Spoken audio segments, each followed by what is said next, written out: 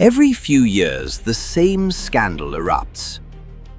A powerful man, private jets, closed doors, a circle of important names. And the same question echoes. How many knew? In 2019, Jeffrey Epstein was arrested on federal charges of sex trafficking minors. Years earlier, he had secured a controversial plea agreement. He moved easily among presidents, princes, financiers. Access was his currency. One girl was recruited at 14, told she would give massages, paid $200, then asked to bring a friend. The circuit expanded. School, mall, a quiet neighborhood in Florida. By the time investigators arrived, dozens of names were in the ledger. Some testified, some could not. Some were never asked. The 2008 plea deal granted immunity, not just to Epstein, but to potential co-conspirators. The circle closed. The ledger was sealed. Then he died in a jail cell.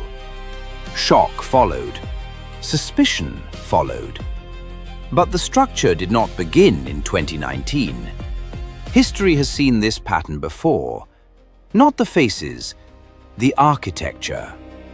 In 186 BC, the Roman Senate announced it had uncovered a secret network of Bacchic rites, night gatherings, oaths, elite participation.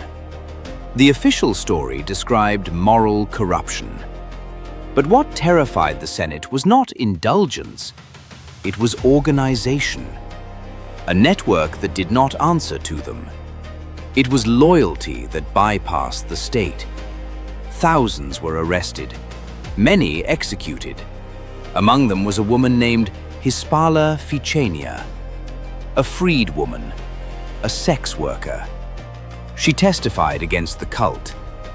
The Senate rewarded her with citizenship, protected her property, made her a symbol of Roman virtue. But she had broken the code of her class. Those she named were punished. Those who protected them were not. Rome did not fear pleasure. Rome feared allegiance it could not command. Centuries later, in France, the Marquis de Sade faced repeated accusations of abuse. One of his victims was Rose Keller, a widow. She went to his estate seeking work. She was locked in a room, beaten, cut. She escaped through a window. She testified. The case was settled quietly. Money changed hands. Months later, she vanished from the record. He continued writing, publishing, circulating among nobility.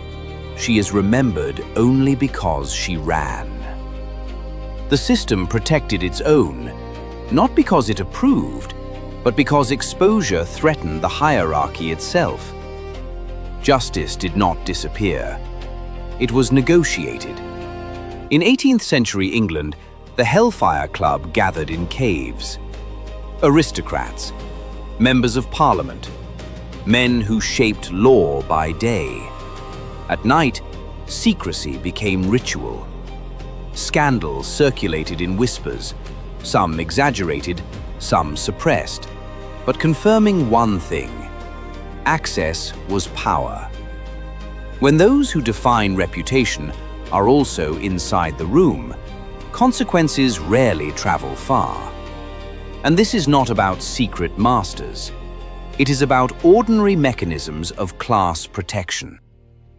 In the late 20th century, a British television presenter, Jimmy Savile, abused hundreds over decades. One survivor described waiting in a hospital corridor. She was still in school, recovering from spinal surgery. He arrived with cameras. Everyone smiled. Everyone stepped back. She could not move. He abused her while staff stood outside. They had seen him enter. They did not interrupt. Later, when she reported it, she was told, "That's just Jimmy." As if character were explanation. As if fame converted access into permission. For 50 years, institutions saw enough to suspect. Hospitals gave him keys. Broadcasters gave him platforms. The cost of exposure seemed higher than the cost of silence. Now return to the present.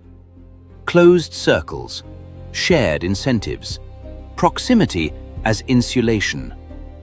Not every scandal proves conspiracy. Not every association proves guilt. This is not about hidden puppet masters. It is about ordinary systems prioritizing reputation over rupture. Large systems do not fail because one person is monstrous. They fail because enough people decide that disruption is inconvenient. Power rarely survives alone. It survives in clusters. The names change. Rome, Paris, London, New York. The centuries turn. The architecture remains. Closed doors, important guests, young bodies on the margins. And the real question is not who was inside. The real question is, when those who judge and those who sin share the same table, the ledger never balances.